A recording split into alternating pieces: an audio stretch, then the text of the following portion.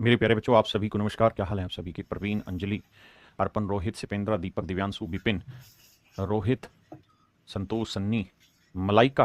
अरे वाह भाई, जय हिंद मेरे प्यारे बच्चों। मेरे प्यारे बच्चों, आप सभी को नमस्कार। आप सभी का स्वागत है मेरी क्लास में। मेरे नन्हे मुन्ने बच्चों, आइए पढ़ते हैं आगे।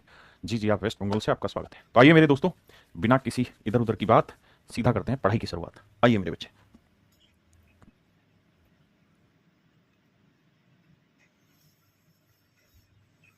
देखिए दोस्त, सवाल में कह रहा है एक व्यक्ति अपनी आय का 60% खर्च करता है। देखो भैया, ये है उसकी इनकम, ये है उसका एक्सपेंडिचर, और जो बचा वो बचा मेरे प्यारे बच्चों उसकी सेविंग। यानी इनकम में से एक्सपेंडिचर हटा देंगे तो बचेगी सेविंग। सवाल में कह रहा है कि भैया 60% खर्च करता है, तो 60% की फ्रैक्शन क्या हो गई जी? 3/5। या चलो 100 ही लेके समझाता हूं ताकि बात समझे। कहता है 60% खर्च करता है, मतलब अगर 100 रुपए कमाएगा तो 60 रुपए तो खर्च ही कर देगा। तो बचत कितनी होगी भैया? 40। आप कहें जी हाँ, समझ गए।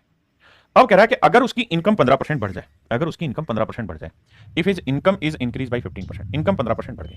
तो मेरे बच्चे, इनकम 15% बढ़ाओगे तो 100 का 15% 15, 15 बढ़ के हो गई 115। और कह रहा है जी खर्चा भी 15% बढ़ गया, तो 60 का 15% कितना हुआ? 15 छिके 90 भाई, 60 का 15% निकाल दो। 15% की फ्रैक्शन होती 3/20, तो मन मन में निकालोगे 20 3 60 3 3 9, तो खर्चा बढ़ गया 9, तो यानी खर्चा हो गया 69। अब मेरे दोस्तों, वो कुल मिला के 115 कमा रहा है भैया, और खर्च कितने कर रहा है? 69। तो 115 में से 69 घटा दो यार। तो 15 में से 9 गया 6, यहाँ 10 में से 6 गया 4, 46। तो हम ये कह सकते हैं सर उसकी जो बचत है वो 46 है। उसकी बचत कितनी होगी भैया? 46 है। तो उसकी बचत पहले थी 40, अब हो गई 46। कितनी बढ़ गई? 6। एक चीज और भी ध्यान रखना, ये बात आप यहां से भी निकाल सकते थे कि भाई इनकम 15 बढ़ी, खर्चा 9 ही बढ़ा, तो 15 में से 9 खर्चा हटा दिया तो बाकी 6 क्या बढ़ जाएगी? बचत। लेकिन कह रहा है परसेंटेज बताओ, तो भाई 6 की बचत बढ़ी किस पे? 40 पे। तो 100 पे कितना? आप कहेंगे 2 या 6, 2 20 40, 1/20 5%, तो 3/20 15%। यानी उस आदमी की इनकम 15% बढ़े, खर्चा 15% बढ़े, तो उसकी बचत भी मेरे बच्चों 15% बढ़ जा रही है। हाँ ना महेंद्र भाई? देखो, महेंद्र भाई ने कमेंट करे 3। पहला कमेंट किया राधे राधे, फिर लिखा बोलो तो कुछ, फिर आगे लिखा राम राम, फिर आगे लिखा महेंद्र भाई ने राकेश सर की जय हो। अरे मेरे महेंद्र भाई, मान जा, धरती पे टिक जा, पढ़ ले।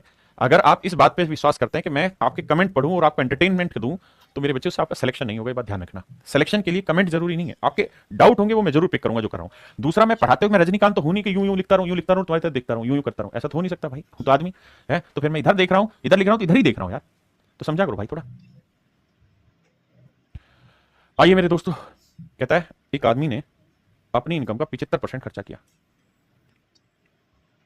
एक आदमी ने अपनी इनकम का 75% खर्च किया, ठीक है जी। तो भैया ये उसकी इनकम है, ये एक्सपेंडिचर, और ये उसकी सेविंग। 75% खर्च किया तो मेरे दोस्तों 75% की फ्रैक्शन हो गई 3/4। हाँ जी, आप 100 माने तो 100 मान लीजिए, वरना 3/4। 100 माइनस 75% खर्च किया तो बाकी 25% बचत किया। अब कह रहा है कि भैया उसकी इनकम 20% बढ़ गई, तो 20% बढ़ गई तो इनकम कितनी इंक्रीज हो गई? 20। और खर्चा भैया 10% बढ़ा, तो भैया इनकम हो गई 120। यही था ना? कह रहा जी खर्च जो है उसका वो 10% बढ़ गया, तो भैया 75 का 10% मूर्ख से मूर्ख आदमी भी जानता है, 10% 7.5 हो जाएगा। तो 7.5 रुपये आपका खर्चा बढ़ गया, तो नया खर्चा हो गया 82 रुपये 50 पैसे, या 82.5। तो कह रहा जी उसकी बचत में क्या होगा? तो भैया 120 में से आप क्या करो, 82.5 हटाओ। हाँ जी, 82.5 हटाओ। तो कैसे हटाएं भाई? यहाँ 0 10 में 5 गया 5, यहाँ 9 रहा, 9 में 2 गया 7, बिल्कुल ठीक है। यहाँ 11 में 60 गया 3, तो आएगा 37.5। तो नई बचत हुई 37.5। ये तो है मेरे भाई मूर्ख बच्चे के काम। जो समझदार है वो ये देखेगा कि भैया इनकम बढ़ गई 20 रुपए, समझो 20 रुपए, और उसमें से खर्चा केवल 7.5 ही एक्स्ट्रा होने लगा, तो 20 में से 7.5 हटा देंगे तो बचा कितना? 12.5। तो इसका मतलब सेविंग 12.5 बढ़ गई। हम सीधा ही निकाल लेते हैं, हमें इन चीजों की जरूरत ही नहीं थी। अब कह रहा है कि बचत में प्रतिशत वृद्धि बताओ, तो भाई 12.5 की वृद्धि हुई है, और पहले बचत कितनी थी? 25। तो कह रहा है परसेंटेज बताओ। आप जानते हैं 12.5 का डबल होता है 25, तो 1/2 होता है 50%। तो option D is your right answer.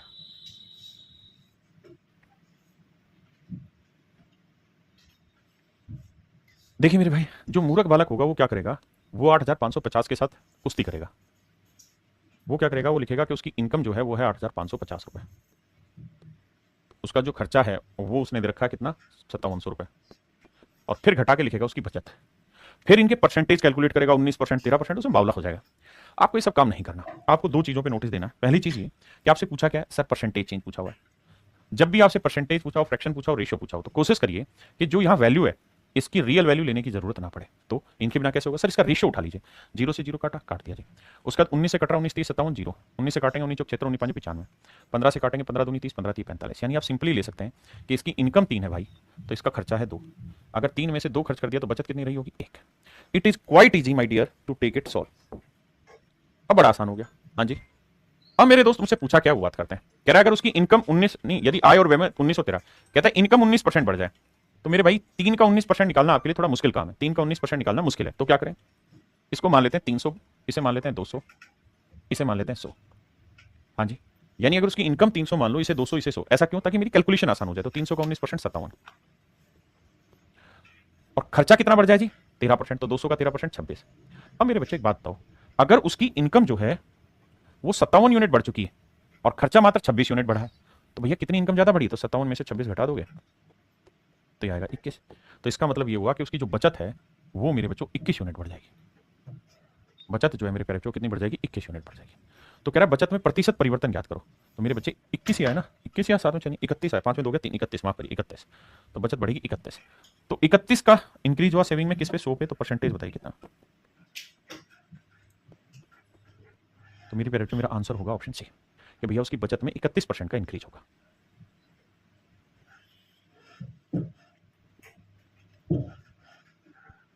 कह रहे जी एक आदमी की इनकम 13,500 रुपये और खर्चा 9,000, तो ये इनकम है मेरे बच्चों, ये खर्चा है। इनकम 13,500 है, खर्चा 9,000। तो सबसे पहला काम आप ये देखिए कि हमसे पूछा क्या है। तो सर हमसे पूछा है परसेंटेज चेंज। जब जब जब परसेंटेज चेंज पूछा जाए, रेशियो पूछा जाए, फ्रैक्शन पूछी जाए, तो आप एक्चुअल वैल्यू मत उठाइए। काटिए भाई, 2 जीरो से 2 जीरो गया, अच्छा 9,000 था क्या, 2 जीरो काटा। अब भैया 45 थी 135, 45 दूनी 90, तो रेशियो आया 3:2। मतलब इनकम 3 है तो खर्चा 2, तो बचत कितनी हुई भाई? 1 है।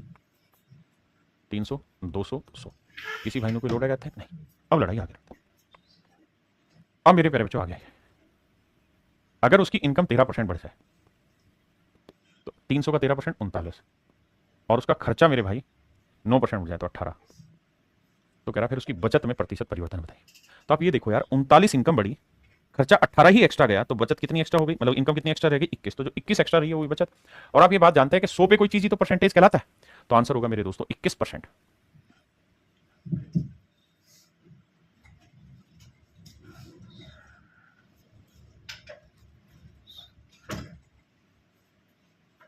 सवाल में मेरे भाई कह रहा है कि चीनी का दाम 16 से 2/3% बढ़ जाता है। तो मेरे बच्चों चीनी का दाम 16 से 2/3% बढ़ जाता है, तो फ्रैक्शन हो गई 1/6।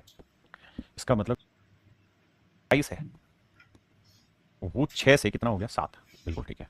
चीनी का दाम 16 से 2/3% बढ़ जाता है, मतलब चीनी की कीमत पहले 6 थी, परिवार की खपत 20% घट जाती है, और जो कंजप्शन है वो 20% घट गई। तो 20% की फ्रैक्शन क्या हुई मेरे बच्चों? 1/5। यानी खपत 5 थी तो 1 घट के कितनी हो गई? 4। आपने कहा सही। अब मेरी बात ध्यान से समझिए, चीनी की कीमत मेरे प्यारे बच्चों 6 से 7 हो गई और खपत 5 से 4 हो गई। तो सवाल में कह रहा है कि खर्चे में परिवर्तन बताओ क्या होगा, उसके एक्सपेंस में परिवर्तन बताइए क्या होगा। मेरे बच्चों एक बात बताना, कीमत 6 से 7 हो गई, तो यानी पहले 6 रुपए कीमत थी और 5 किलो लेट से चीज खरीदता था तो खर्चा आता था 30 रुपए। अब भैया 7 रुपए रेट हो गया लेकिन चीज खरीद रहा है 4 किलो, तो खर्चा आएगा 28। हाँ जी, तो कह रहा है जी खर्चे में बताओ क्या चेंज हो गया। तो खर्चा घट गया सर, तो 2 यूनिट खर्चा घट गया, किस पे? 30 पे। तो 100 पे कितना? 2 एकम 2, 2 15 30, 1/15 होता है मेरे दोस्तों 6 से 2/3%। यानी उसकी खर्च में 6 से 2/3% का चेंज आ गया। ऑप्शन ए मेरा राइट आंसर। नजर आ रही है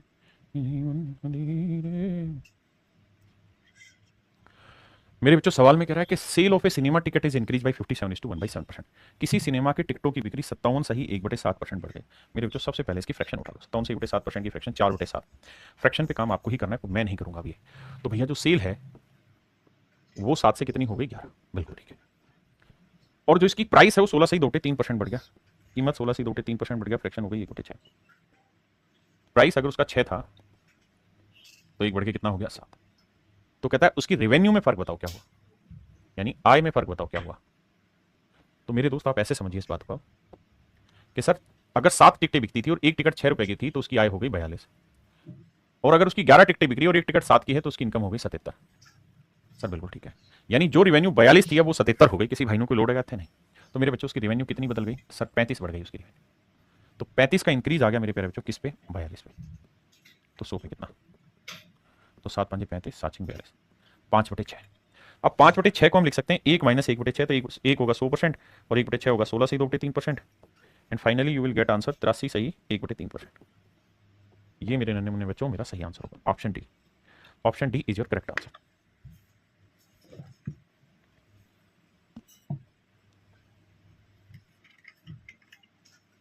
देखिए यार, एक व्यक्ति किसी संख्या को 3/5 के स्थान पर 7/4 से गुना कर देता है। मेरे प्यारे बच्चों, मान लीजिए ये कोई नंबर है और इस नंबर को 3/5 से गुना करना था, लेकिन गुना किससे कर दिया? इसी नंबर को 7/4 से। ये गलत किया और ये सही था। A man multiplied A number by 7/4 instead of 3/5। अब मेरे दोस्तों मुझसे पूछा क्या हुआ? परसेंटेज चेंज, परिवर्तन पूछा हुआ है।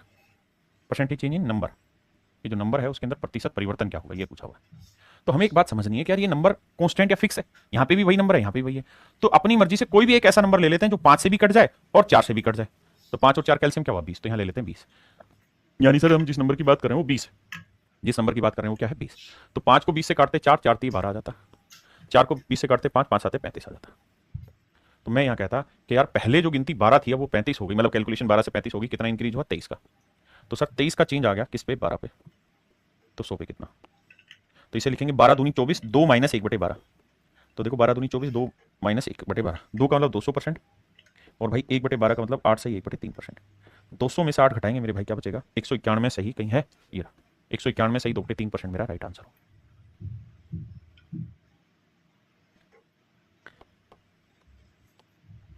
करो करो करो। देखो यार, सवाल में कह रहा है कि एक नंबर को 5/3 से मल्टीप्लाई करना, लेकिन गलती से इसे मल्टीप्लाई कर दिया 3/5 से। तो बताओ रिजल्ट में क्या कहानी? ये सही था, ये गलत है? तो नंबर ऐसा मान लेते हैं जो 5 से भी कट जाए और 3 से, तो 15। 3 5 15, 5 5 25, यानी कैलकुलेशन आ गई 25।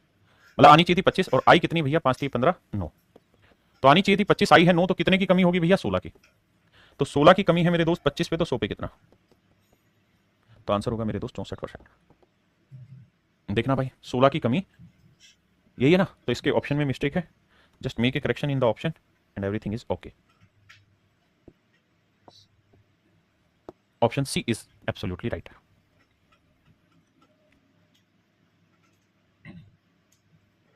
आइए मेरे प्यारे बच्चों, ध्यान से मेरी बात सुनिए। नजर जा रही है। आइए मेरे बच्चे, सवाल में कह रहे हैं labour work 60 hour per week. एक लेबर है और वो जो टाइम इन्वेस्ट कर रहा है मेरे भाई, टाइम पर वीक जो इन्वेस्ट कर रहा है काम करने में, वो कर रहा है 60 आवर पर वीक। एक सप्ते में 60 घंटे इन्वेस्ट कर, और उसकी जो मजदूरी है, मजदूरी जो है मेरे भाई वो है 2400 रुपये। मजदूरी है 2400, बिल्कुल ठीक है। तो इसका मतलब उसे पर घंटे मजदूरी मिलती होगी, पर आवर। पर आवर भैया उसको पैसे मिलते होंगे, तभी तो भैया कितने सप्ते में कितने घंटे काम किया, डेली के घंटे के कितने, तभी तो 2400 रुपये मिला। हाँ जी सर। तो अगर थोड़ा सा दिमाग दौड़ाओगे तो सोचो कि 2400 घंटे की कमाई उसने कर ली है कितने दिन में, ना कितने घंटे में? 60 घंटे में। हाँ जी। तो 1 घंटे की कमाई क्या हुई? 40। तो हम ये लिख सकते हैं सर 40 रुपए पर आवर उसकी कमाई थी, 40 रुपए प्रति घंटे उसकी कमाई थी। 60 घंटे काम किया तो 2400 रुपए की मजदूरी उसने कमा दी। बिल्कुल ठीक है। अब वो ये कह रहा है कि अगर उसका पर घंटे सैलरी 40% बढ़ गई, पर घंटे सैलरी 40% बढ़ गई, तो पर घंटे सैलरी है कितनी भाई? 40 रुपए। और अब कह रहा है इसके अंदर 40% इंक्रीज हो गया, per day per hour salary जो है increase by 40%, per hour wages. तो अगर पर आवर वेजेस 40% इंक्रीज हुआ तो 40% की फ्रैक्शन क्या हुई दोस्त? 2/5। तो 5 8 40, 8 दूनी 16। तो यानी अब उसकी पर आवर वेजेस 16 रुपए बढ़ गई। तो पहले 40 रुपए था, अब 16 रुपए बढ़ गया भैया। तो अब हम कह देंगे कि पर आवर वेजेस 56 रुपए प्रति घंटा होगा। बिल्कुल ठीक है। और कह रहा है कार्य करने का जो समय है वो 16 से 2/3% घट गया। तो 16 से 2/3% की फ्रैक्शन 1/6। इसका 60 का, तो 60 का 1/6 निकालोगे क्या आएगा भाई? तो ये आएगा सर 10 घंटे। तो हम ये कह सकते हैं कि सर काम करने का जो समय है वो 10 घंटे घट गया। तो कितने बचा? 50 घंटे। तो मेरे नन्हे मुन्ने प्यारे बच्चों, हम ये कह सकते हैं कि 50 घंटे वो काम करेगा और हर घंटे की दिहाड़ी मिलेगी 56 रुपए। तो पूरे सप्ते की मजदूरी कितनी हो जाएगी? गुना करेंगे सर, तो ये आ जाएगी 56 का आधा कितना? 2800 रुपए। गुना करेंगे ना, 50 गुना 56। हाँ जी। तो यानी कुल मिला के 2800 रुपए मेरे प्यारे बच्चों उसकी मजदूरी होगी। तो पहले मजदूरी कितनी थी? 2400। अब मजदूरी कितनी होगी? 2800। कितनी बढ़ गई भाई? 400। तो 400 रुपए मजदूरी बढ़ी है कितने पे मेरे दोस्त? 2800 पे या 2400 पे? 2400 पे। तो कह रहा कितना परसेंटेज इंक्रीज हुआ? 4 एकम 4, 4 24, 1/6 मतलब 16 से 2/3%। यानी उसकी मजदूरी की जो लागत, मजदूरी में जो इंक्रीजमेंट है वो 16 से 2/3% है। आप कहेंगे सर बात सही है, बात सही है, कुछ और बात बताओ। आओ मेरे दोस्त कुछ और बात करें। सर एक चीज आपने कही थी कि भाई अगर सवाल के आखिर में उसने कंपैरिजन पूछा हो, परसेंटेज पूछा हो, फ्रैक्शन पूछा हो, तो there is no need to take real values, तो हमें रियल वैल्यू लेने की जरूरत नहीं। बिल्कुल सही बात है सर, इसमें कोई दो राय नहीं है कि हमें उस केस में रियल वैल्यू लेने की जरूरत नहीं। तो क्या करें? तो क्या करें सर? तो मेरे प्यारे बच्चे एक तरीका है क्या, कि भाई ये बताओ कि प्रति घंटे उसकी जो मजदूरी है वो कितनी बढ़ रही है? 40%। बिल्कुल ठीक है सर। अगर 40% उसकी पर घंटे मजदूरी बढ़ रही है तो 40% की फ्रैक्शन 2/5। इसका मतलब उसकी मजदूरी पर घंटे पहले 5 रुपए होती थी, तो अब 2 बढ़ के कितनी हो गई? 7 रुपए। यानी यूं कह सकते हैं कि 7 रुपए घंटे मजदूरी होगी, पहले 5 रुपए घंटे मजदूरी होती थी। और कार्य का जो समय है 16.3% घट गया। कार्य करने का समय 16.3% यानी 1/6 कम हो गया। तो पहले 6 घंटे काम करता था, तो अब 1 घंटे कम 5 घंटे हो गया। हाँ जी। तो मेरे बच्चों एक बात तो, अगर वो डेली 6 घंटे काम करेगा तो 5 रुपए के हिसाब से कितनी मजदूरी बनेगी? 30। और अब अगर वो 5 घंटे काम करेगा तो 7 रुपए के हिसाब से मजदूरी कितनी बनेगी? 35। तो मजदूरी में कितना इंक्रीज हो गया? 5 का। तो 5 का इंक्रीज हुआ 30 पे, तो 100 पे कितना?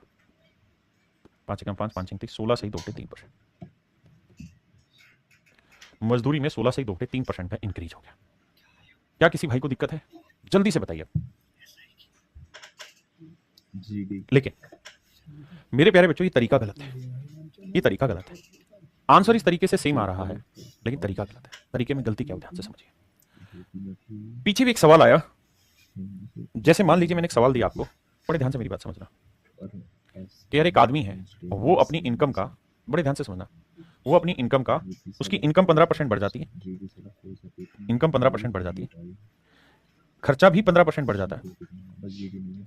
और मेरे प्यारे बच्चों, तो बताओ उसकी सेविंग में क्या चेंज होगा? बढ़ेगी, घटेगी, क्या होगा और कितना परसेंटेज चेंज होगा? तो अगर आप इसी तर्ज पे काम करेंगे तो आप ये कह देंगे कि इनकम 15% बढ़ गई, तो 15% का मतलब 3/20, यानी इनकम 20 थी तो 3 बढ़ के कितनी हो गई? 23। और खर्चा भी 15% बढ़ गया, तो 15% तो यानी 20 से कितना हो गया? 23। तो भैया 20 ही कमा रहे थे, 20 ही खर्च कर रहे थे, तो बचत जीरो थी। अब 23 ही कमाया, 23 ही खर्च किया, तो बचत जीरो हो गई। ऐसे तो आप निकाल ही नहीं पाएंगे। मेरे प्यारे बच्चों, मेन चीज पता है क्या है? मेन चीज है ये इनिशियल रेशियो मेंटेन करना। आपको याद होगा ये सवाल जब कराया था तो उसमें लिखा हुआ था कि एक आदमी अपनी इनकम का 20% खर्च करता है। तो 20% की फ्रैक्शन आप लेते 1/5, या यूं कहते हैं भाई 100 रुपए कमा रहा है तो 20 खर्च कर रहा है ना, 80% था कि 80% खर्च कर रहा है, तो 80% यानी 80 का खर्चा कर रहा है, तो बचत कर रहा है 20 की। हाँ जी, यानी ये रेशियो जरूरी था। अगर आप इस रेशियो को भूल जाएंगे तो नहीं होगा। अब 15% इसका निकाले, 15% इसका निकाले, तो आपका आंसर सही आएगा। मैं फिर से अपनी बात समझाता हूं। मैं आपको यह कहना चाह रहा हूं कि जो उसने बेसिक आइडेंटिटी दी है ना, उसको इग्नोर मत कर देना सवाल में, उसको रखना जरूरी है। जैसे इस सवाल की अगर हम बात करें तो इस सवाल की बेसिक आइडेंटिटी क्या थी कि भाई 60 घंटे हर वीक काम कर रहा है, बिल्कुल ठीक है, 60 घंटे काम कर रहा है और 2400 रुपए उसकी मजदूरी आ रही है पूरे सप्ते की। तो यहां से अगर आप काटोगे तो आप देखोगे 60 गुना 40, 60 गुना 40, 2400 रुपए आया। मेरी बात समझ रहे हो कि नहीं समझ रहे हो? 60 गुना 40 क्या आया? 2400। मेरी बात क्लियर हुई कि नहीं हुई आप लोगों को यहाँ पे? तो हमें ये देखना होगा कि यार ये रेशियो मेंटेन करना होता है, 20 30 60, 20 दूनी 40, तब जाके वो सारी कहानी सेट होती है। एम ही मत कर देना कोई भी चीज। एक दो और एग्जांपल लेके इस बात को समझाता हूं, रुको।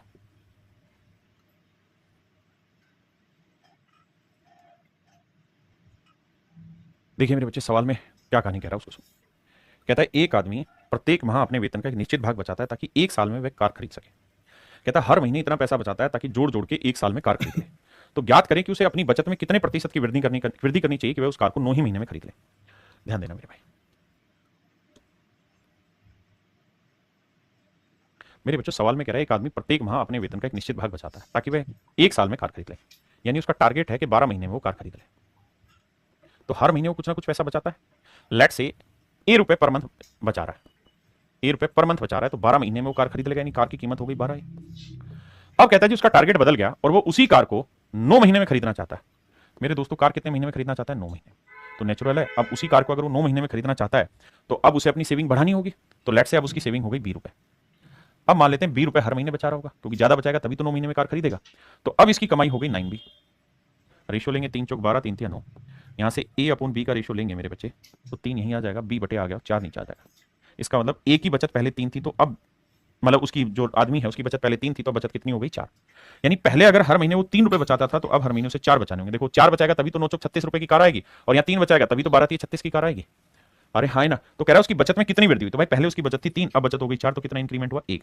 तो 1 की वृद्धि 3 पे, तो 100 पे कितना? तो मेरे प्यारे बच्चों 33 सही 1/3% का इंक्रीमेंट हो गया उसकी इनकम। 33 सही 1/3% का इंक्रीमेंट हो गया उसकी इनकम।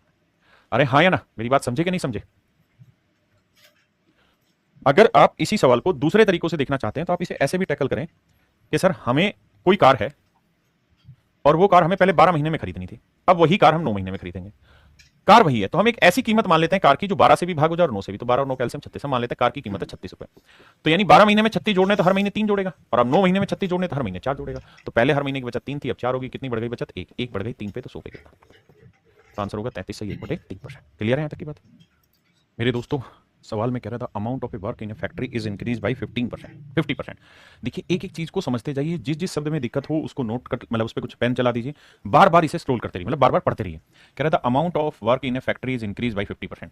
किसी फैक्ट्री में काम की मात्रा 50% बढ़ गई। By what percent is it necessary to increase the number of workers to complete the work. तो काम समय पर खत्म हो जाए इसके लिए कितने प्रतिशत कर्मचारियों की संख्या बढ़ानी होगी, कितने कर्मचारियों की संख्या बढ़ानी होगी, by what percent is it necessary to increase the number of workers to complete the work on time. कहता है काम को प्रीवियस टाइम में ही खत्म करना है। पहली चीज, काम की मात्रा 50% बढ़ गई है, मतलब पहले 100 काम करना होता था फैक्ट्री में, तो अब 150 काम करना होगा। उतने ही दिनों में काम खत्म करना, दिनों की संख्या नहीं बदलनी। तो उस काम को करवाएं कैसे, नए आदमी लगाने होंगे। तो कह रहा है, यही पूछ रहा है कि भाई नए आदमी जो लगाने की बात हो रही है तो उसमें कितने आदमी नए लगाने होंगे। और मेन चीज कह रहा है कि नए मजदूर की एफिशिएंसी, कार्य क्षमता पुराने वाले से 25% अधिक है। देखिए मेरे दोस्त, बहुत सारी चीज़ें ऐसी होती हैं जो सीखने की भी होती हैं और खुद से करने की भी होती हैं। ये सवाल खुद से सीखने का बहुत ज़्यादा होगा। मैं जिस भी तरीके से सवाल को कराऊंगा आपको कोशिश एक ही करनी है कि अपने तरीके से सवाल को डालना। जैसे हम पहली लाइन पकड़ते हैं, इस पहली लाइन में उसने कहा कि भाई नए वाले मजदूर की कार्य क्षमता पुराने वाले से 25% ज़्यादा है। तो ये न्यू है और ये ओल्ड है, और 25% की फ्रैक्शन 1/4 है, यानी पुराने वाले की 4 यूनिट है एफिशिएंसी, तो नए वाले की एक ज़्यादा, मतलब कितनी होगी, 5। मेरे बच्चों इस बात का मतलब यहां से ये बना कि भाई नया मजदूर अगर एक दिन में 5 कुर्सियां बना रहा है, 5 कुर्सियां बना रहा है, तो पुराने वाला मजदूर एक दिन में 4 कुर्सियां बनाता था। यानी पुराना एक दिन में 4 कुर्सियां बनाता था, तो मेरे प्यारे बच्चों नया मजदूर एक दिन में 5 कुर्सियां बनाएगा। हाँ जी बिल्कुल ठीक है। अब सवाल में कह रहा है कि यदि फैक्ट्री में काम की मात्रा 50% बढ़ जाए, फैक्ट्री में काम की मात्रा 50% बढ़ जाए, फैक्ट्री में काम की मात्रा 50% बढ़ जाए, तो मेरे दोस्तों हम क्या करते हैं, let the number of worker, हम आदमियों की कुछ संख्या मान लेते हैं। अब ये आप पे डिपेंड है कि आप एक्स आदमी माने, 100 आदमी माने, 200 माने, 2 माने, 5 माने, कितने। तो आप कहेंगे कि सर ये चेक करने के लिए देखो कि लास्ट में चाहिए क्या। तो लास्ट में पूछा कितने प्रतिशत की वृद्धि, यानी कंपैरिजन चाहिए, तो एक्स मानने की जरूरत नहीं है। तो अपनी तरफ से आदमियों की जो मर्जी संख्या मान लो, मैं मान लेता हूं यार 100 आदमी है। हमने मान लिया कि 100 आदमी हमारे पास पुराने वाले हैं, 100 आदमियों को काम पे लगाया। और मेरे दोस्तों एक पुराने वाला आदमी एक दिन में कितनी कुर्सी बनाता है, 4 कुर्सियां। भाई पुराना जो आदमी एक दिन में 4 कुर्सियां बनाता है, एक दिन में 4 कुर्सियां बनाता है। भाई काम तो कुछ भी हो सकता है ना, मैंने कुर्सियां रख लिया काम। तो अगर पुराने वाला आदमी एक दिन में 4 कुर्सियां बनाता है, तो 100 आदमी एक दिन में कितना काम कर देंगे, 400 कुर्सी बनाने का। बिल्कुल ठीक है। तो मेरे बच्चे रोज ये 100 आदमी काम पे आते, 4 कुर्सी के हिसाब से 400 कुर्सी बनाते और अपने घर चले जाते, रोज का यही काम। अब क्या हुआ, एक दिन कहता है कि ऑर्डर बड़ा आ गया समझो, और 50% वर्कलोड बढ़ गया, 50% वर्कलोड बढ़ गया। तो भैया 400 का 50% कितना, 200। यानी अब 200 काम एक्स्ट्रा करना होगा, 200 कुर्सियां और बनवानी होंगी। ये तय है कि पुराने वाले जो आदमी हैं वो तो डेली अभी भी 400 कुर्सियां बनाएंगे, जबकि अब हमें बनानी 50% ज्यादा, मतलब 600 कुर्सियां बनानी हो। तो थोड़ा सा हल्के से सोचोगे तो पता चलेगा कि भाई अब हमें 600 कुर्सियां बनानी, पुराने वाले तो 400 ही कुर्सियां बना पाएंगे, तो कितनी कुर्सियां और एक्स्ट्रा चाहिए बनाने के लिए, 200। यानी मैं ये कह सकता हूं कि सर अब 200 कुर्सियां हमें एक्स्ट्रा बनानी होंगी डेली। सर क्या वही आदमी बनाएंगे, नहीं, क्योंकि उन आदमियों की तो हिम्मत ही 400 बनाने की, तो 200 कुर्सियां और बनवानी होंगी। तो ये 200 कुर्सियां किससे बनवानी होगी, सर नए आदमी से। तो भैया नए आदमियों से बनवानी है 200 कुर्सियां। तो ये बताओ कि जो नए आदमी हैं, वो एक नया आदमी जो है वो एक दिन में कितनी कुर्सियां बना लेता है, 5। तो अगर 5 कुर्सियां एक दिन में बना लेता है तो 200 कुर्सियां बनाने में कितना दिन लगेगा, 40। मतलब कितने आदमी लगेंगे, 40, माफ करिए। मतलब 5 कुर्सी बनाने में एक आदमी लगता है, तो 200 कुर्सी बनाने में कितने आदमी लगेंगे, 40 आदमी। मतलब अगर पहले से 100 आदमी आपके पास हैं तो आपको 40 आदमी काम पे और रखने होंगे सर, तो आपका काम आज खत्म हो जाएगा। 200 जो फालतू काम, मतलब 600 काम आज हो जाएगा। तो कह रहा कितने आदमी ज्यादा रखने होंगे, तो भाई 40 आदमी रखने होंगे। पुराने कितने थे, 100। तो कह रहा कितना परसेंट, 100 पे कोई चीज परसेंटेज कहलाती है, यानी 40% आदमी आज हमें काम पे बढ़ाने होंगे, तो हमारा काम समय पे खत्म हो जाएगा। क्या आप समझ पाए। अगर आप इस बात को बहुत अच्छे से नहीं समझे तो एक बार लैंग्वेज पढ़िए। तो मेरे प्यारे बच्चों, हम एक देखिए, एक मोटी बात समझो यार, जब तक आप अलग अलग डाटा नहीं मानोगे बात नहीं बनेगी। मेरा बताया हुआ आंकड़ा का प्रयोग मत करिए। आप अपनी तरफ से जो दिल कर रहा है वो नंबर ऑफ एम्प्लॉय मान लीजिए। आप 2 एम्प्लॉय मानिए, 3 मानिए, 1 मानिए, 50 मानिए, जो मर्जी मानिए, कुछ तो मानेंगे। मान लेते हैं भाई शुरुआत में कितने आदमी माने, 1 आदमी मान लेते हैं। 1 आदमी था जी, तो वो तो 4 कुर्सियां ही बनाएगा, 4 चेयर बनाएगा, तो पूरे दिन में काम हो गया 4 चेयर का। लेकिन रोज ही एक आदमी आता, 4 कुर्सियां बना जाता और चला जाता। आज 50% काम बढ़ गया, मतलब 2 कुर्सियां एक्स्ट्रा बनानी पड़ेंगी। अब इस आदमी की तो कहता औकात 4 ही कुर्सी बनाने की, तो 2 कुर्सियां किससे बनवानी होंगी, नए आदमी से। और नया आदमी एक दिन में कितनी कुर्सियां बनाता है, 5 कुर्सियां। तो 5 कुर्सी बनाने के लिए 1 आदमी चाहिए, तो 2 कुर्सी बनाने के लिए कितने आदमी चाहिए, भाग दे देंगे। भाग देंगे तो 0.4, यानी 0.4 आदमी और चाहिए इस काम को, बढ़े हुए काम को पूरा करने में। तो 0.4 आदमी चाहिए, और पुराने कितने, 1, तो 100 पे कितने, तो निकालोगे आंसर आएगा 40%। आप कुछ भी मानिए, जैसे मर्जी मानिए, 10 मानिए, 20 मानिए, 30 मानिए, जो मर्जी करिए, आपका आंसर हर एक से सेम आएगा, कोई अलग बात नहीं। देखिए मेरे दोस्त, सवाल में कह रहा है in a train there are as many wagons as there are the number of seats. एक ट्रेन में उतने ही डब्बे हैं जितनी प्रत्येक डब्बे में सीट है। एक ट्रेन में उतने ही डब्बे हैं जितने प्रत्येक डब्बे में सीट है। मतलब ये हुआ कि भैया अगर नंबर ऑफ वैगन, वैगन माने जानते हो ना डब्बे, अगर डब्बों की संख्या डब्बों की संख्या जितनी है उतनी ही कह रहा है कि number of seats in each wagon.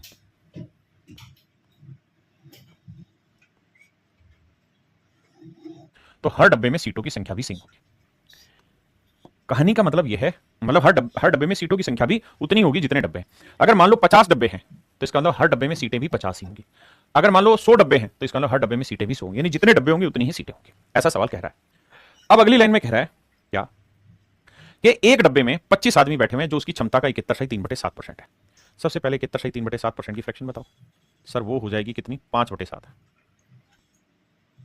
कहता किसी डब्बे में जितने यात्री आते हैं उसकी एफिशिएंसी का 5/7 एफिशिएंसी पर आदमी बैठे हुए हैं। मतलब मेरे दोस्तों, अगर डब्बे में कुल सीटें, डब्बे में कुल सीट 7 यूनिट है, अगर डब्बे में कुल सीट 7 यूनिट है तो आदमी जो बैठे हैं 5 सीटों पर, 5 यूनिट पर। देखिए इस लाइन को ध्यान से पढ़िए बेटा, अरिथमेटिक लैंग्वेज का खेल है, बार बार पढ़िए। कहता है एक डब्बे में 25 आदमी हैं जो उसकी क्षमता के इतने % के बराबर है। In one of the wagon carrying 25 passengers person. कहता है एक डब्बे में 25 आदमी जा रहे हैं, ट्रेवल कर रहे हैं। Is filled with this % of its capacity. वो इसकी क्षमता का 71.3% जगह को घेरे हुए। 71.3% की फ्रैक्शन 5/7। मतलब अगर उस डब्बे की कैपेसिटी 7 है तो उसमें 5 यूनिट पे लोग बैठे हुए। मतलब डब्बे में अगर 7 यूनिट सीटें हैं तो आदमी बैठे हैं 5 यूनिट पे, जबकि आदमी 5 यूनिट पे नहीं है, 25 आदमी है। तो मेरे बच्चे 5 यूनिट 25 आदमी, तो 1 यूनिट 25/5 यानी 5 आदमी। 1 यूनिट की वैल्यू मेरे बच्चों 5 आदमी। मतलब 5 यूनिट 25 आदमी को रिप्रेजेंट कर रहा था, 1 यूनिट 5 आदमी को, तो 7 यूनिट किसे करेगा? 35 को। तो इस बात का मतलब ये हुआ कि हर डब्बे में 35 सीटें, हर डब्बे में नंबर ऑफ सीट्स कितनी मेरे बच्चे? 35। तभी तो उसने कहा कि भाई इस डब्बे में जितनी भी सीटें हैं उसका 71.3/7% जो मेरे बच्चे वैल्यू है वो बेसिकली 25 के बराबर है। अब हमें यहां से बस एक छोटी बात ये समझनी थी कि भाई हर डब्बे में नंबर ऑफ सीट्स है 35, और अगर हर डब्बे में 35 सीटें हैं तो डब्बों की संख्या भी 35 ही होगी। ऐसा सवाल ने कहा था, ठीक है। अब मैं आपसे ये जानना चाह रहा हूं total number of seats in full train, कि भाई पूरी ट्रेन में सीटें कितनी हैं? तो आप कहोगे 35 तो सीट है और 35 ही डब्बे। तो भाई एक डब्बे में 35 सीटें, तो 35 डब्बों में कितनी होगी? गुना करेंगे 5 5 25 और 3 1225 सीटें, यानी पूरी ट्रेन में 1225 सीट है। मतलब पूरी ट्रेन में 1225 आदमी बैठ सकते हैं। अब सवाल में क्या पूछा है? सवाल में अब आपसे ये पूछा भाईजान, क्या find the maximum number of passengers that can be accommodated if it has minimum 20% seats always vacant. तो कहता है मैक्सिमम नंबर ऑफ पैसेंजर्स की संख्या निकाल के बताइए जो इस ट्रेन में एक्मोडेट हो जाए, यदि ये मान लिया गया है कि 20% सीट हमेशा खाली रहती है। यदि 20% स्थान हमेशा ही रिक्त रहता है तो अधिकतम यात्रियों की संख्या ज्ञात करें। यदि 20% सीटें हमेशा खाली रहती हैं तो मैक्सिमम कितने पैसेंजर इसमें ट्रैवल करते हैं बताना है।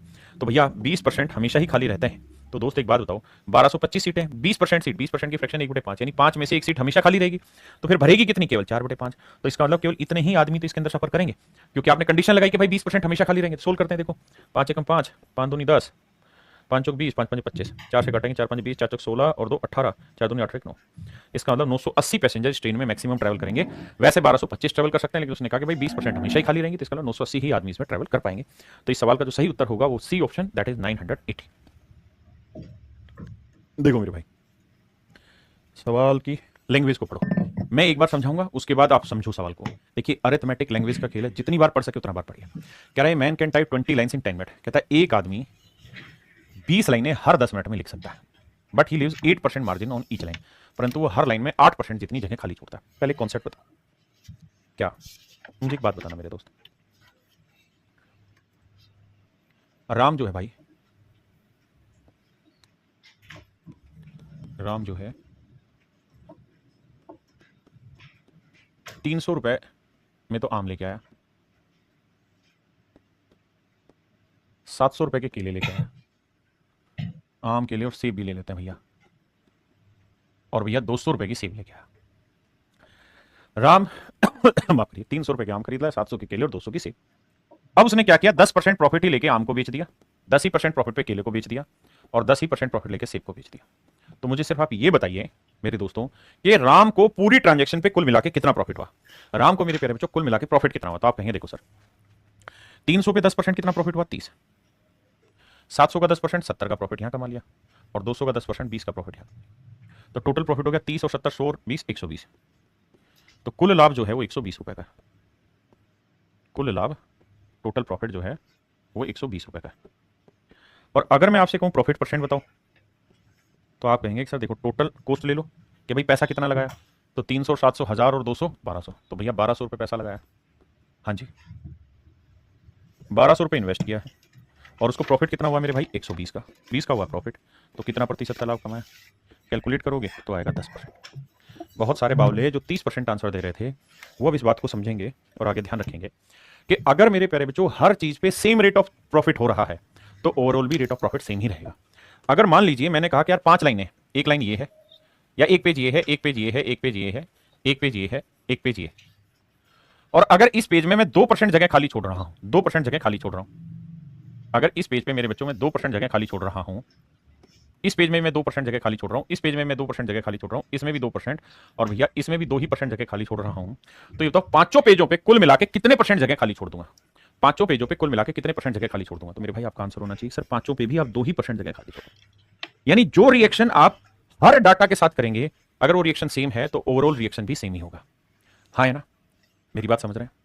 मान लीजिए 5 पेज हैं, अगर हर पेज में आप 2% काम करेंगे तो ओवरऑल भी आपका 2% काम होगा। अगर आप 5 तरीके के या 2 तरीके के फल बेचने चले गए और एक पे x% का प्रॉफिट है, दूसरे पे भी x% का प्रॉफिट है, तो ओवरऑल भी आपको x% का प्रॉफिट होगा। ये कहानी तब तक चलेगी जब तक कि रिएक्शन हर एक में सेम होगा, तो ओवरऑल में भी सेम होगा। अब मेरे बच्चों सवाल पे वापसी लाते हैं। तो उसने कहा कि एक आदमी है हर 10 मिनट के अंदर 20 लाइनें लिख देता है, लेकिन वो 8% जगह खाली छोड़ता है। तो मेरे दोस्तों कोई भी चीज अपने आप में 100% होती है, और अगर 8% जगह वो खाली छोड़ रहा है तो 100 में से 8% जगह खाली छोड़ रहा है, तो काम कितनी जगह पे कर रहा होगा, 92% जगह पे। तो देसी भाषा में मतलब ये हुआ कि भाई 20 लाइनों का, भाई ध्यान से समझना, 20 लाइनों का 92% काम करने में उसे 10 मिनट लगते हैं, 10 मिनट लगते हैं। क्योंकि वो ये कह रहा है कि भाई एक आदमी 20 लाइनें टाइप करता है, 10 मिनट में लेता है, 10 मिनट में टाइप करता है, 10 मिनट ले लेता है, और हर पेज पे 8% जगह खाली छोड़ देता है। तो हर पेज का 92% काम कर रहा होगा। कटिंग चलाओगे तो मेरे बच्चों पता चलेगा कि 2 लाइन का 92% काम पर मिनट ये लोग कर रहे हैं, पर मिनट ये लोग कर रहे हैं। पहले इतनी बात समझो आराम से, 30 सेकंड का ब्रेक लेके फिर आगे बताता हूं, क्योंकि समझना जरूरी है। अगर आप लैंग्वेज से पार नहीं पाओगे फिर दिक्कत आ जाएगी। देखिए मेरे बच्चे, कोचिंग का मतलब होता है कि आपको एक्चुअल चीजें दिखाना, और एक्चुअल चीजें ही मैं दिखा रहा हूं लैंग्वेज। आइए अब आगे अगली लाइन में बबुआ का कहत बा, अगली लाइन में कह रहा है how much time he will type, कह रहा कितना समय लगेगा, in how much time he will type 23 pages. कहता 23 पेज टाइप करने हैं, हर पेज के अंदर 40 लाइनें हैं, और हर लाइन में पहले से कहता है he leaves 25% more margin of before. इस वक्त को जोर से बोलो। देखिए 40 पंक्तियों वाले 23 पेज अब हमने लिखने हैं, तो कह रहा कितना समय लगेगा यदि अब वो पहले का 25% अतिरिक्त खाली स्थान छोड़ता है। जब देखिए जिन बच्चों का बेसिक कमजोर उनके तरीके सिखा रहा हूं कि लैंग्वेज को कैसे पढ़ा जाए, मेन मेन वर्ड पे एम्फेसाइज किया जाए। तो अब वो क्या कह रहा है भैया, अब वो ये कह रहा है कि भैया 40 लाइनों वाले 23 पेज पे काम करना है, 40 लाइनों वाले 23 पेज लिखने हैं, ठीक है जी, इतना काम करना है। लेकिन कह रहा जी अब वो पहले का 25% अतिरिक्त जगह खाली छोड़ेगा। कह रहा जी जितनी जगह पहले खाली छोड़ रहा था उससे अब 25% अतिरिक्त जगह खाली छोड़ेगा। तो मेरे दोस्तों अगर एक लाइन में, कोई भी लाइन अपने आप में 100% होगी बिल्कुल, तो इस लाइन में पहले वो कितनी जगह खाली छोड़ रहा था जी 8%। मतलब अगर एक लाइन में 100 शब्द लिखने की जगह तो 8 शब्दों की जगह खाली छोड़ रहा था। अब क्या कह रहा है, अब वो ये कह रहा है कि पहले का जितनी जगह खाली वो पहले छोड़ता था उसका 25% अधिक जगह खाली छोड़ेगा। तो पहले कितनी छोड़ता था 8, अब 8 का 25% 2 अधिक जगह खाली छोड़ेगा, यानी पहले 8 जगह खाली छोड़ रहा था तो अब 8 में 2 जोड़ोगे, मतलब अब हर लाइन में 10 जगह खाली छोड़ेगा। यानी 100 काम करने की जगह तो 90 करेगा, 10 खाली छोड़ेगा। ये बात समझने की। इसका मतलब मेरे भाई अब वो 40 लाइनों के 23 पेज जो लिखेगा, लेकिन हर लाइन पे वो 90% काम करेगा। पहले हर लाइन पे वो 92% काम कर रहा था, अब वो 90 करेगा। बहुत सारे बावले क्या करेंगे 25 और 8 33 कर देंगे। नहीं, उसने कहा पहले का पहले वाले से गुना करो 25% अतिरिक्त अधिक जगह खाली छोड़ो। तो अब इतना करते दोस्तों, 1 मिनट में कितना काम कर लेता है 2 लाइनों का 92%। तो भैया 2 लाइनों का 92% काम 1 मिनट में उड़ा देता है, तो पूरा काम करने में कितना समय लेगा, निपटाते हैं भैया। 23 चौक 92, 4 दूनी 8, 8 पंजे 40, 5 नीम 45, 450 मिनट। कैलकुलेशन भूल चूक माफ, आंसर आ जाएगा 450 मिनट, यानी 450 मिनट में वो इस काम को खत्म कर देगा। अब आराम से कैलकुलेशन समझो मैं क्या कह रहा हूं, इन सारी बातों को समझिए, कॉन्सेप्ट यही। आइए मेरे दोस्तों, ये कॉन्सेप्ट बहुत ही बेहतरीन है, ध्यान से समझने का है, क्योंकि जबरदस्त बिंदु है, यहां से बहुत सारी चीजें आप समझेंगे। मेरे दोस्तों एक बात बताना, मैं आपको एक छोटा एग्जांपल लेके समझाता हूं। आपकी जेब में 20 रुपए, आपकी जेब में 20 रुपए, ठीक है। आप इस 20 रुपए को दो जगह खर्च करते हैं। बड़े ध्यान से मेरी बात सुनो। आपकी जेब में 20 रुपए हैं और आप इस 20 रुपए को दो जगह खर्च करते हैं। एक जगह मेरे प्यारे बच्चों आप चॉकलेट खरीदते हैं और एक जगह आप चाय पीते हैं। चाय पीते हैं, दो चीजों पे खर्च करते हैं। मान लीजिए 20 रुपए में से 15 रुपए आप चॉकलेट पे खर्च कर रहे हैं और 5 रुपए आप चाय पे खर्च कर रहे हैं। अब मैं आपको ये कह रहा हूं कि भाई आपके पास जो ये 20 है ये फिक्स है, आपको रोज 20 ही मिलेंगे। ये कांस्टेंट वैल्यू, इसको बदल नहीं सकते, कांस्टेंट बदला नहीं जा सकता दोस्त। यानी जितने आपको रोज मिलते हैं उतने ही आज मिलेंगे, बदलेंगे नहीं। एक दिन क्या हुआ, और आपके लिए ये भी फिक्स है कि आप खर्च चॉकलेट और चाय पे करोगे। एक दिन क्या हुआ मेरे भाई, चाय पर कोई दोस्त मिल गया तुम्हें, उसने कहा अबे दोस्त हमें भी चाय पिला दे, तो भैया उसकी भी चाय तुम्हें पिलानी पड़ी। और मान लो उसकी चाय के चक्कर में तुमने 2 रुपए फालतू खर्च कर दिए, तो 5 रुपए चाय पे होते थे, आज 7 रुपए खर्चा हो गया। ठीक है जी। तो मेरे दोस्त ये बताओ कि आज फिर चॉकलेट पे कितना करोगे। आप कहोगे सर आपने कहा कि भाई ये तो फिक्स है, ये तो चेंज हो ही नहीं सकता। अगर सर 20 रुपया फिक्स है और 2 रुपए हमने यहां फालतू खर्च कर दिया है, 7 रुपए खर्च हो गया, तो 20 में से 7 यहां खर्च हो गया, तो यहां कितना होगा, बाकी 13 ही रुपए खर्च होगा। इसका मतलब ये निकला कि अगर यहां 2 रुपए फालतू खर्च कर रहे हो तो यहां 2 रुपए कम खर्च करना पड़ेगा, यहां 2 रुपए कम खर्च करना पड़ेगा, इसका कोई विकल्प नहीं है। क्या मेरी बात समझे नहीं? बहुत बढ़िया। मैं क्या कहना चाहता हूं, मैं ये कहना चाहता हूं अगर अमाउंट फिक्स है, अमाउंट या कोई चीज फिक्स है और उसी में दो चीजें बढ़ रही हैं, तो मेरे दोस्त मैं ये कह रहा हूं जितना परिवर्तन यहां होगा ना, अमाउंट ऑफ चेंज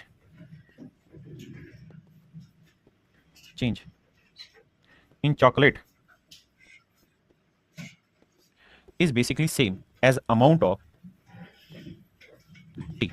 यानी चाय के खर्चे में जितना परिवर्तन होगा ना, उतना ही परिवर्तन चॉकलेट में होगा, क्योंकि फाइनल खर्चा तो आपके पास 20 है। तो अगर आप यहां 2 कम खर्च कर रहे हैं तो यहां 2 फालतू खर्च कर लेंगे। अब इसी बात को मैं आपको ये कहूं कि यार आपके पास एक फिक्स खर्चा है, मुझे नहीं पता क्या है, और आप इसे 2 चीजों में खर्च करते हैं, ए और बी में। लेकिन अगर मेरे दोस्त आज आपने ए पे 3 रुपए ज्यादा खर्च कर दिए, तो बताओ बी में क्या परिवर्तन आएगा। तो आप कहेंगे भाई मेरे पास पैसा तो फिक्स है और मुझे इन 2 में ही खर्च करना है, तो यहां 3 रुपए ज्यादा खर्च कर रहा हूं, तो यहां मेरे दोस्त मुझे 3 कम खर्च करने पड़ेंगे। ये मैं एक्जैक्टली समझाना चाह रहा हूं। अब अपने सवाल पे आते हैं। कहता है ए और बी दो फिक्स पॉइंट है 5 सेंटीमीटर की दूरी पर। A and B are two fixed point that are 5 centimetre ahead. A और बी दो फिक्स बिंदु हैं और इनके बीच की दूरी है 5 सेंटीमीटर। यानी ए बी फिक्स हो गया, ए बी जो है मेरे दोस्त फिक्स हो गया। ये मान लीजिए 5 सेंटीमीटर है, ये वैल्यू फिक्स हो गई, ये वैल्यू फिक्स है। आराम से समझो, 1 में नहीं आएगा, 2 में आएगा, 2 में नहीं आएगा, 3 में समझाऊंगा। ये वैल्यू फिक्स है। अब सवाल में कह रहा है कि भैया सी एक पॉइंट है ए बी पर इस तरीके से कि ए सी की लेंथ 3 है। कह रहा है सी एक बिंदु है यहां, लेट से यहां सी एक पॉइंट है यहां, और इस तरीके से है कि एसी की जो लेंथ है वो 3 सेंटीमीटर, एसी की लेंथ 3 सेंटीमीटर। मेरे प्यारे बच्चों सी एक ऐसा पॉइंट है कि भैया एसी की लेंथ 3 सेंटीमीटर है। बहुत बढ़िया। अगर मेरे भाई एसी की लेंथ 3 सेंटीमीटर है, तो ये बताओ सीबी की लेंथ कितनी होगी। आप कहेंगे 2 सेंटीमीटर। ये 2 सेंटीमीटर भी बिल्कुल ठीक है, कोई दिक्कत नहीं। यानी मेरे प्यारे बच्चों एसी और सीबी मिला के ही तो 5 है कि भाई 5 रुपए हमारे पास है, कुछ खर्चा मैं यहां करूंगा, कुछ यहां करूंगा, लेकिन ये 5 फिक्स है और इन दोनों में ही खर्चा हो रहा है। ठीक।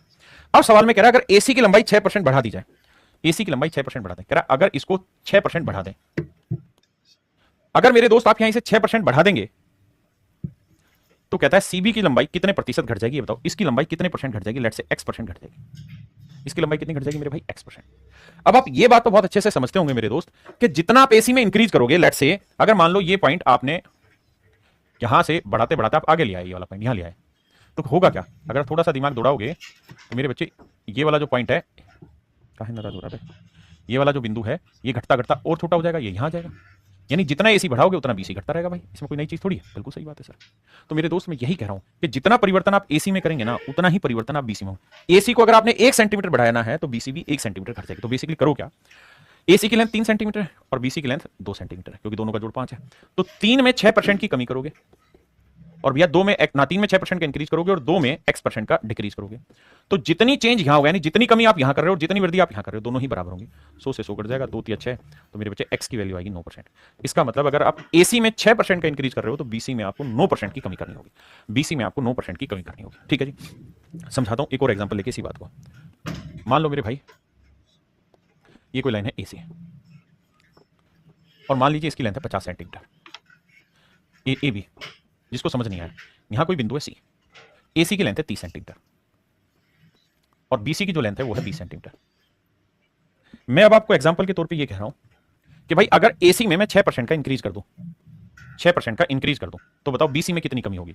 तो बेटा एक बात बताओ, एसी में 6% बढ़ाओगे तो 30 है, 30 में 6% बढ़ाओगे तो 30 का 6% कितना होगा भाई, 30 का 6% कितना होगा, तो आप कहोगे 1.8, तो 1.8 बढ़ जाएगा, 1.8 बढ़ जाएगा मेरे बच्चों, तो ये लेंथ कितनी आ जाएगी 31.8, 31.8। और मेरे दोस्तों पूरी लेंथ कितनी है 50, अगर ये लेंथ 50 है और अब सी यहां से हटके यहां आ गया है, तो बीसी की लेंथ अब कितनी आ जाएगी, 50 में से 31.5 घटाएंगे मेरे बच्चे तो बचेगा 18.5।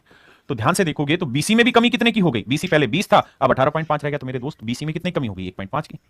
और यही तो मैं बता 31.8 हो गया था, सॉरी माफ करिए 31.8, तो ये हो गया 18.2।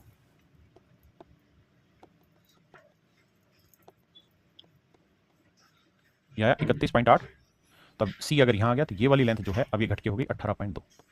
तो 1.8 ये बढ़ा है तो ये 1.8 घटा भी तो है, तो 1.8 घटा दो 20 पे तो कितना सो। मैं इसी चीज को सिंपल समझा रहा हूं यार, जितना परसेंट आप यहां इंक्रीज करेंगे वो इक्वल होगा यहां पे जो डिक्रीज होगा उस अमाउंट के, जितना अमाउंट यहां इंक्रीज करोगे उतना ही अमाउंट यहां डिक्रीज करना होगा, ये बात समझा रहा हूं। अब आते हैं जी आगे, करिए। कहता है यदि आयकर में 19% की वृद्धि होती है तो शुद्ध आय में 6% की कमी हो जाती है। देखो यार एक चीज होती है इनकम, बहुत बढ़िया बाबू, ठीक है जी। एक होता है इनकम टैक्स, कहानी क्या रहती है कि इनकम में से टैक्स हटा के नेट इनकम आती है, नेट इनकम आती है। मैं कहना आपको ये चाह रहा हूं मेरे भाई कि अगर मान लीजिए इनकम 100 है, टैक्स 20 रुपए लग रहा है, तो नेट इनकम कितनी आ गई 80। अब इनकम आपकी फिक्स ही रहे 100, लेकिन टैक्स आपका 20 की जगह 25 कटने लग जाएगा, तो नेट इनकम कितनी आएगी 75। तो ध्यान से देखोगे सेम ही कॉन्सेप्ट रिवाइज होगा क्या कि भैया इनकम अगर फिक्स है तो टैक्स में 5 की बढ़ोतरी कर दी ना, तो नेट इनकम में ऑटोमेटिकली 5 की कमी हो जाएगी। अगर टैक्स में आप 1 रुपए भी घटाएंगे तो नेट इनकम 1 बढ़ जाएगी, टैक्स में 1 रुपए घटाएंगे तो नेट इनकम 1 रुपए बढ़ेगी, टैक्स में 1 रुपए बढ़ाएंगे तो नेट इनकम 1 रुपए घटेगी। यानी जितना चेंज आप टैक्स में करेंगे उतना ही चेंज आपका नेट इनकम में आएगा। अब सवाल में कह रहा है क्या कि भैया टैक्स में 19% का इंक्रीज हो गया, तो टैक्स का जो 19% है इतना इंक्रीज होगा, और कह रहा है नेट इनकम में 6% की कमी हो गई, तो नेट इनकम का 6% इतना है। तो जो वैल्यू यहां आएगी और जो वैल्यू यहां आएगी दोनों सेम होगी। अगर यहां 5 आ रहा है तो यहां पे मेरे भाई 5 ही होगा। सोल्व करेंगे, 2 जीरो से 2 जीरो काटा भाई, टैक्स यहीं रखिए, नेट इनकम बटे में ले आइए, तो आप देखेंगे ये आएगा 6/19, और 6/19 का मतलब ये हुआ मेरे दोस्तों कि टैक्स अगर आपका 6 है तो नेट इनकम है 19। तो इनकम में से टैक्स घटा के नेट इनकम आया, तो भैया इनकम कितनी होगी 19 और 6 25। अब कह रहा है टैक्स रेट बताइए, टैक्स परसेंटेज, तो 6 का टैक्स लगा 25 पे, तो 100 पे कितना, 25 चौक 100, 6 चौक 24%। तो मतलब मेरे पेरेंट्स टैक्स रेट जो है वो 24% है। ये मेरा आंसर। आइए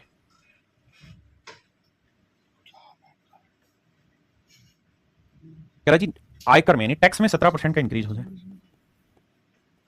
और नेट इनकम में भैया 3% की कमी हो जाए, तो नेट इनकम का 3% टैक्स का 17% बराबर होगा। 2 जीरो से जो 2 जीरो काटा तो टैक्स अपॉन नेट इनकम ये आया 3/17। यानी मेरे दोस्त टैक्स अगर आपका 3 है तो नेट इनकम है आपकी 17, तो भैया इनकम में से टैक्स हटाया होगा तभी तो 17 आया, तो इनकम कितनी रही होगी 20। तो कह रहा है टैक्स परसेंटेज बताइए, तो भैया 3 का टैक्स है बाबू और है किस पे 20 पे, तो 100 पे कितना, तो आंसर होगा 15%, यानी रेट ऑफ इनकम टैक्स है 15%। हाँ जी करिए मेरे प्यारे बच्चों, बहुत ही जबरदस्त सवाल है, बहुत ही प्यारा सवाल है। इसको क्यों दिक्कत हो गई, बढ़ाना चाह रहे हैं भागना चाह रहा है। आइए मेरे दोस्तों, कहते हैं family consume 25 kilogram rice and 9 kilogram wheat. एक परिवार के पास 25 किलोग्राम चावल और 9 किलोग्राम गेहूं है पर मंथ और खर्चा करता है 350 रुपए। पहली लाइन अंडरलाइन करते हैं भाई, जो जरूरी चीजें हैं, और जरूरी चीजें ये हैं कि family consume 25 kilogram rice and 9 kilogram wheat per month. एक परिवार के पास 25 किलोग्राम चावल कंज्यूम करता है और 9 किलोग्राम भैया गेहूं कंज्यूम करता है। ठीक है जी, आ जाओ बाबू। तो पहली लाइन में बोला कि भैया वीट है या राइस है, राइस है। राइस जो है वो 25 किलोग्राम यूज करते हैं, 25 किलोग्राम चावल प्रयोग करते हैं, और वीट 9 किलोग्राम यूज करते हैं, 9 किलोग्राम गेहूं प्रयोग करते हैं। बहुत बढ़िया। अब अगली लाइन, और खर्चा होता है जी 350 रुपए का, खर्चा होता है भैया 350 रुपए, 350 रुपए का खर्चा होता है। बहुत सुंदर। अब अगली लाइन को हाईलाइट करते हैं जो बहुत ही जरूरी है, और वो ये, if the price of wheat is increase by 20%, नहीं ये लाइन नहीं, इससे पहले की लाइन कह रहा था price of rice is 20% of the price of wheat. कहते हैं चावल की कीमत गेहूं की कीमत का 20% है। नागिन चला रहा हूं, देखना, चावल का मूल्य गेहूं के मूल्य का 20% है। कह रहा चावल का मूल्य गेहूं के मूल्य का 20% है। भैया 20% की फ्रैक्शन क्या हुई, 1/5। कह रहा जी चावल की कीमत अगर 5 यूनिट पर किलोग्राम है तो गेहूं की कीमत 5 यूनिट पर किलोग्राम है, तो चावल की कीमत 1 यूनिट पर किलोग्राम। देखिए कंटेंट थोड़ा सा हैवी जरूर जा रहा होगा, लेकिन ध्यान से समझोगे तो बहुत जरूरी चीज है। आराम से समझो फिर आगे बात करें। कह रहा भैया चावल की कीमत अगर 1 यूनिट पर किलोग्राम है तो गेहूं की 5। कह रहा चावल की कीमत गेहूं का 20%। हमने लिख दिया जी, बात समझ में आ गई। आगे की लाइन नहीं पढ़ रहे, सिर्फ यहीं तक आते हैं। क्यों?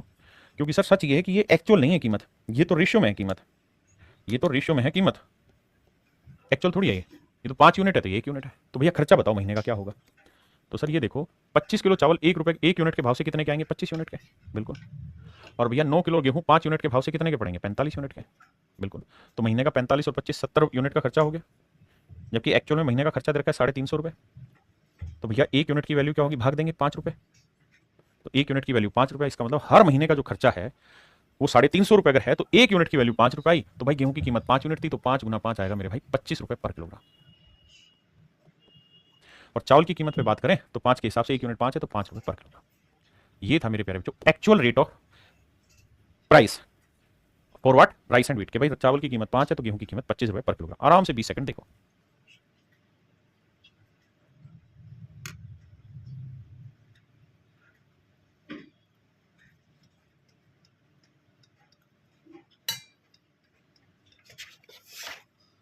अब मेरे दोस्तों सवाल में कहानी आगे की लेते हैं, मुख्य बातों पर जोर देते हुए आइए। अब कह रहा है क्या भैया कि ये समझ में आ गया हमें कि भैया खर्चा 350 और प्राइस क्या क्या है वो समझ में आ गया कि प्राइस है गेहूं की कीमत है 25, चावल की कीमत है 5 रुपये पर किलोग्राम। ये कुछ बातें हैं जो हमारे पकड़ में आई है कि भैया प्राइस जो है एक्चुअल में चावल की प्राइस इतना है और गेहूं का प्राइस इतना है। ठीक है जी। हमें ये भी पता चल गया कि भाई चावल जो है वो 25 किलोग्राम कंज्यूम हो रहे थे अभी तक, और गेहूं भाई 9 किलोग्राम कंज्यूम हो रहे थे, और खर्चा बैठ रहा था हमारा 350 रुपये। ठीक है। अब सवाल में एक बात बोली उसने, और वो बात ये है कि भैया कुछ प्राइस में चेंज हुआ है, न्यू प्राइस लिस्ट आ गई। क्या प्राइस आया जी नया? नई प्राइस लिस्ट ऐसे कह रहा है कि यदि गेहूं का मूल्य 20% बढ़ा दिया जाए, यदि गेहूं का मूल्य 20% बढ़ा दिया जाता है, कहता है अगर गेहूं का मूल्य 20% बढ़ा दिया जाए तो गेहूं की कीमत क्या भाई 25 रुपये पर किलोग्राम। 20% की फ्रैक्शन 1/5, तो 25 का 1/5 कितना आया? 5। तो यानी 5 रुपये पर किलोग्राम रेट बढ़ा दिया, तो नया रेट हो गया गेहूं का 30 रुपये पर किलोग्राम। गेहूं का रेट हो गया भाई 30 रुपये पर किलोग्राम। कह रहा जी ठीक है भाई 25 था, 20% यानी 5 रुपये बढ़ के 30 हो गया। तथा चावल का मूल्य स्थिर है, और कहता है जी चावल की जो कीमत है वो फिक्स है, चावल की कीमत नहीं बदली, चावल की कीमत जितनी थी उतनी है। तो चावल पहले भी 5 था, अभी भी 5 रुपये पर किलोग्राम है। ठीक है जी। तो पूछ रहा है कि बताओ फिर वो अपने चावल की खपत में, किस चीज की खपत में पूछ रहा भाई? चावल की खपत में कितनी कमी करे, चावल की खपत में कितनी कमी करे, इसमें चावल की खपत में कितनी कमी करे कि उसका खर्चा ना बढ़े, खर्चा उतना ही रहेगा। तो मेरे भाई खर्चा आज भी 350 ही रखना है, और कहता है गेहूं 9 किलो ही खरीदेगा 30 रुपए के भाव से, तो 30 रुपए के भाव से 9 किलो गेहूं कितने का आएगा? 270। भाई खर्च करने के लिए 350 है, 270 हो चुके हैं, तो कितना और बाकी? 80 रुपए। तो 80 रुपए का खर्चा और करेंगे भाई, बिल्कुल ठीक। अभी 80 रुपए किस पे खर्च होंगे? चावल पे।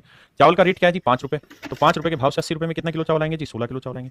चावल पहले कितने आ रहे थे जी? 25 किलो। अब चावल कितने आ रहे हैं जी? 16 किलो। तो चावल में कितने की कमी आई? 9 की। और यही तो पूछ रहा है कि चावल की खपत में कितनी कमी आई। तो मेरे भाई 9 किलो की कमी आई है 25 पे, तो 100 पे कितना काटोगे? 25 चौक 100, 9 चौक 36।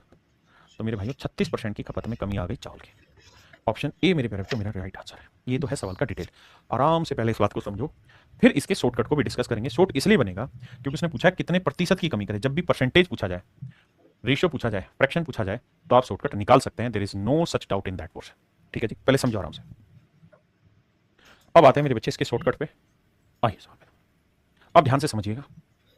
भैया यहाँ राइस है, यहाँ व्हीट है।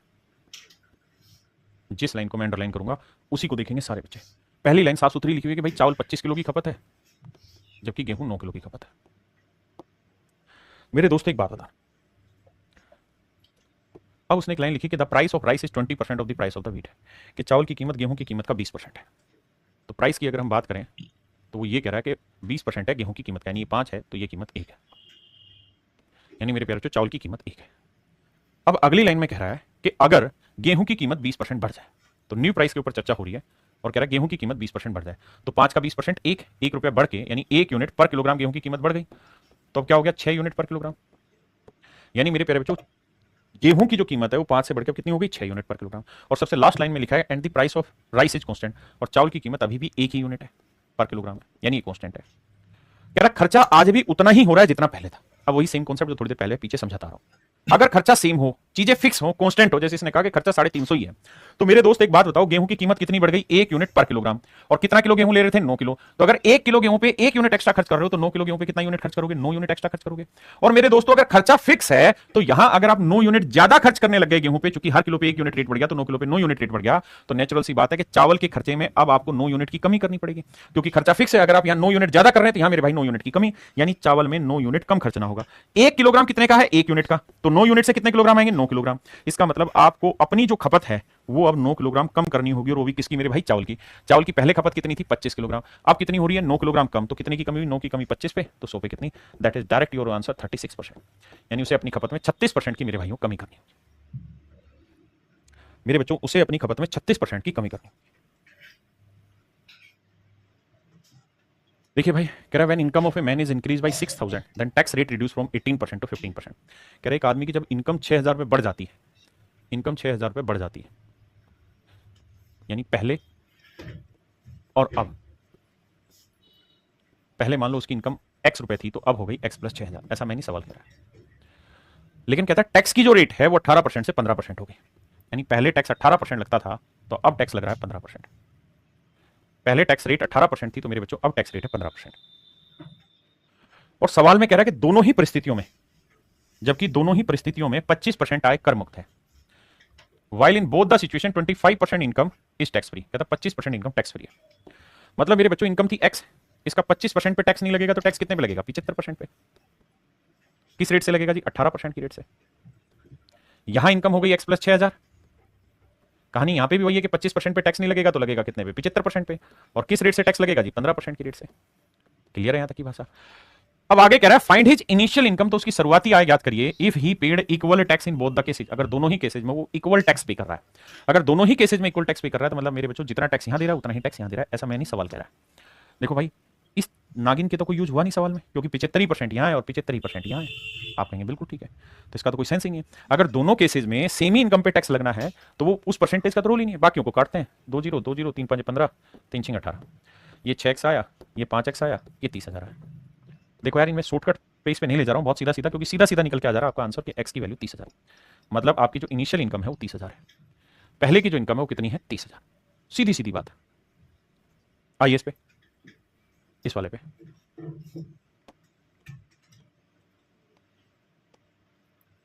सवाल पढ़ो मेरे भाई।